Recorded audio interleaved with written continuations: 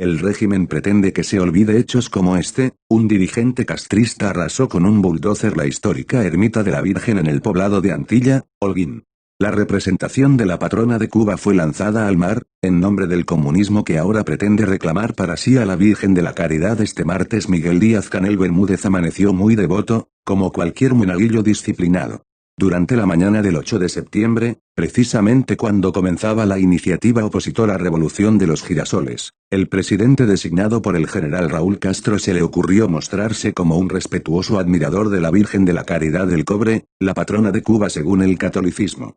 Mientras la Policía Nacional Revolucionaria, PNR, y la seguridad del Estado sitiaba y apresaba a periodistas y activistas independientes, el mandatario títere publicó 3 tuits reclamando como patrimonio castrista a la advocación mariana venerada por muchos cubanos.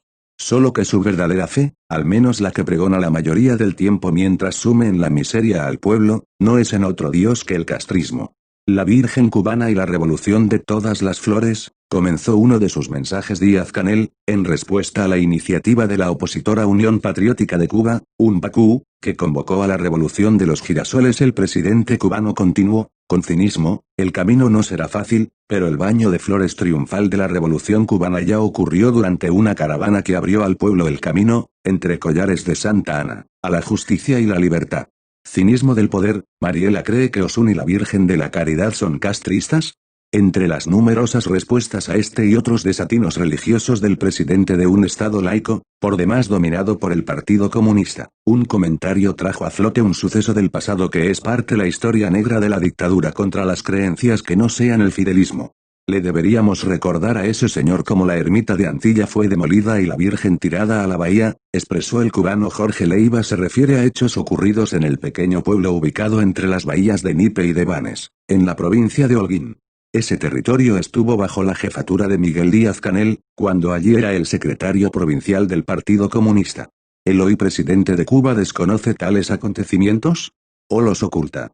Castrismo derribando la historia. En las aguas de Nipe había aparecido, a principios del siglo XVII, una imagen flotante de la que luego sería reverenciada como patrona de Cuba, la Virgen de la Caridad del Cobre, recuerda el medio Cubanet. Al tiempo que apunta, fue a orillas de aquella bahía, donde primero se le levantó un santuario a la Virgen, muy rústico, de madera y guano. El lugar, con la contribución de los vecinos, llegaría a convertirse en una ermita a la que llegaban peregrinos devotos de toda la provincia, y el país. Sin embargo, en los primeros años de la revolución que devendría dictadura, un dirigente castrista decidió arrasar el pequeño santuario con un bulldozer y arrojarlo al mar, explica una reseña del citado diario independiente sobre un documental de Antilla del audiovisual Hubo una vez un pueblo. También escribieron una nota en el periódico Ahora, vocero del Partido Comunista en Holguín, aunque obviaron mencionar el responsable de la afrenta contra el lugar sagrado para los creyentes, y contra la misma representación de la Virgen. Los medios de propaganda se afanan en pintar la revolución como un idilio. Sin embargo, reconocieron que la obra de Ernesto Granado toma como punto de partida la historia de la destrucción de la ermita consagrada a la Virgen de la Caridad, hecho que muchos pobladores consideran el detonante del progresivo declive de una región que tuvo el primer hidropuerto de Cuba y un imponente sistema ferroviario. El portal de temas históricos Aldea Cotidiana, cita en extenso el volumen La Virgen Cubana en Nipe y Barajagua, reconocido por la Unión Nacional de Historiadores de Cuba con el Premio José Luciano Franco, 2013. El libro registra que el 4 de febrero de 1963 se supo en el otrora próspero pueblo, que el entonces comisionado castrista Quinciano del Río Soler había tomado la desacertada decisión de que se demoliera la ermita y que fuera arrastrada hasta el mar con un bulldozer. Según reproduce Aldea Cotidiana, este hecho lamentable marcó a los ciudadanos comunes que vivían en el pueblo, incluso, tanto a los creyentes como a los no creyentes que sentían respeto y veneración por la imagen. Las versiones de los vecinos del pueblo difieren. Algunos dicen que la imagen de la Virgen estuvo por 10 años sepultada en el mar, y otros que fue extraída muy poco después del bárbaro proceder del comisionado, cargo semejante al de alcalde. Lo más aceptado es que la Virgen fue rescatada del mar por Levigildo Caballero y Manolo Rodríguez y que en la casa de este último estuvo por varios años hasta que después de fallecido su viuda la entregó a la iglesia en el año 1989. Según el portal citado, en la actualidad la imagen se conserva en la casa parroquial de la iglesia Nuestra Señora del Carmen. En 1998 fue bendecida por el Papa Juan Pablo II, durante su visita a Santiago de Cuba. ¿Y los responsables de mancillar la Virgen?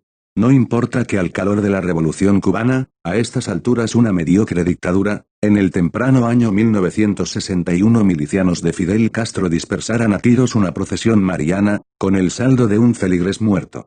Tampoco interesa al cinismo neocastrista la persistente discriminación, persecución e incluso cárcel contra religiosos de todo tipo de congregaciones durante décadas de gobierno del tirano de Irán, quien manipuló políticamente a los creyentes, enfrentando a unos contra otros, expulsando a los críticos de su régimen y pintándose como un demócrata comprensivo ante los religiosos extranjeros que invitaba y agasajaba Miguel Díaz-Canel. Obvia todo esto, así como la destrucción de la ermita en el pueblo de una provincia que él dirigió.